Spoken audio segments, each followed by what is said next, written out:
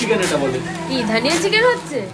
ও গরম গরম পুরো একেবারে খিচুড়ি রেডি, ধোয়া উঠছে। চিকেন, ধানিয়া চিকেন, এমনি নয়। ও পুরো ধোয়া উঠছে। খিচুড়ি খিচুড়ি খিচুড়ি তোকে না পাইলে চিকেন কি করি খিচুড়ি। কেমন আছে? দারুন। 10-এ 8.9। বন্ধু টাটা বাই বাই, আবার আসছে বছর দেখা হবে, ঠিক আছে?